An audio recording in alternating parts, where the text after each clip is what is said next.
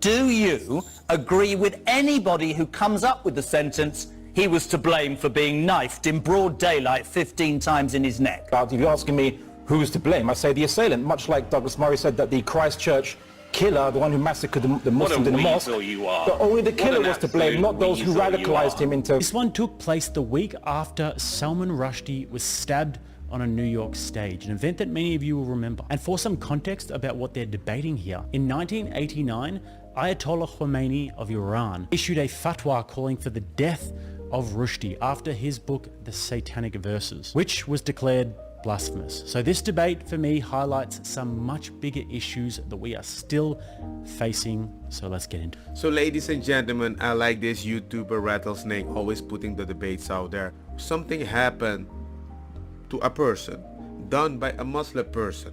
We ask a person in higher power in the community with more moral points and reach, let's just say that, and you ask them, can you denounce that one of your people that kind of reads the same book did something wrong? And he keeps diverting the conversation. Now with journalist Martha Gill, Emma Wedd from the Free Speech Union, co-founder of the Muslim Debate Initiative, Abdullah Al-Andalusi. Let's start with you if we can, Abdullah. Quite a strong rhetoric from Douglas Murray. I'm always aware that Muslim extremists do not in any way speak for the majority of Muslims, but to be fair, the Iranian government over the weekend said Rushdie was to blame for being attacked. That is completely and utterly despicable, isn't it? Well, firstly, I find it rather strange that Douglas Murray, who's had a history of advocating for restrictions on Muslim speakers at universities... But you can answer my question. Do you think it's despicable that the Iranian government have said that he took it on himself? He was stabbed in broad daylight. Do you find that despicable? But if I may, he deigns to say he's a champion for free speech, so to speak, but yet his organization argued for restrictions on, for platforms for Muslim speakers going to universities. He wanted to ban the burqa in public buildings and a kind of social ban on it in public. We have to do it in public or we will go to heaven or hell. Because the person that just chip me, you're not going to be like, well, we need to talk about the person that being radicalized. It feels a little disingenuous when we have the option to stop this. And argue that conditions for Muslims in Europe must be made harder across the board. Let's bring Douglas back in.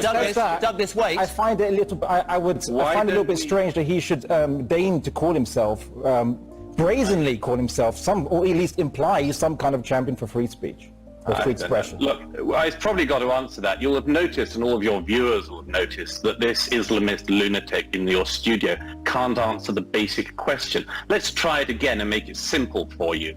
Why don't you say whether or not you are completely condemning of any violence against Salman Rushdie or anyone else who is deemed to have said something heretical? Why don't we start with the basics for you? And I think it's simple. If you ask for people, let's find the middle ground that whoever is too angry, you can no cookie chop choop choop chop. Okay, firstly I want to answer his question because he asked me first, which is about the Iranian regime. Well, having not being an Iranian citizen nor participated in any elections to elect the Iranian regime, the Iranian regime doesn't really represent 1.8 billion Muslims. And okay, so if you're here representing 1.8 billion Muslims, it's very simple. Douglas has just said it. All right, as your own self, having heard what he said, do you accept people saying, be it the Iranian government or Muslim extremists, and I made the caveat and I repeat it, Muslim extremists, that one of the biggest problems I have is that people look at the whole thing and they shouldn't. Do you agree with anybody who comes up with the sentence, he was to blame for being knifed in broad daylight 15 times in his neck? Do you? The only person to blame for the knifing of Salman Rushdie is the assailant himself. Not the Iranian regime who put the fatwa on him in the first place. Well, unless you can demonstrate that they were specifically colluding or they sent an agent. They said he was to blame. He was in communication with the Iranian Revolutionary Guard. That's their opinion, right? But I'm only here to talk about, if you're asking me who's to blame, I say the assailant, much like Douglas Murray said that the Christchurch killer, the one who massacred the Muslims in the mosque, weasel you are. but only the What killer an was to blame, not those who absolute radicalized weasel him you into viewing Muslims What as a you'll threat to the find West. is, you'll find is that if somebody put millions of dollars on someone's head, yours for instance, or mine, and somebody then attacked us, you would think that the person who had put millions of dollars on our head would bear some responsibility. But because you're such a dishonest weasel, you're not even willing to do that. You're not even willing to do the basic thing of condemning the attack. Sticks and stones, Douglas Murray, sticks and stones. Why don't we You need to start demonstrate that with the person Why do you was keep motivated by avoiding- And I find that so disingenuous. I need to demonstrate. People, we will not be offended because we have God and He's great. And these low-life people can never offend us because we're going to go to heaven, not by killing other people, because it's okay.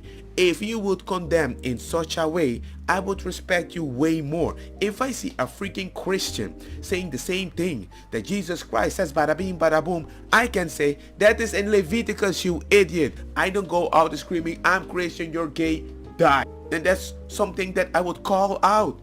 Always. I would never beat around the bush. I will eat the puss. Yes, I can be gangster with the jokes too. It's just stupid.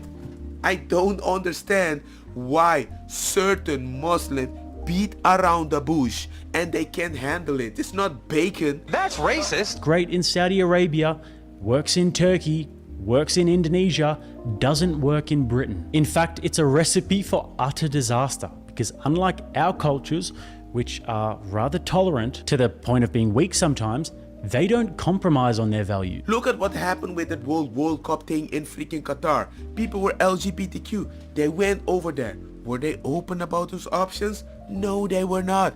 They said, this is our culture. Go freaking back. This is our culture. Now, I'm not saying that all people that follow the religion follow the same path. But I noticed though, very weirdly, unless I speak one-on-one with certain people, privately, they don't really call this out in public. And I think that's an issue. So if you don't want to call something out in public, then why should we invite it in? That's my question. I don't know how else to say it. But anyway, let me know what you people think about the situation. It's just that I'm just surprised that it's so hard to get an answer. Maybe the person right there is fearing for his life. Why are you running?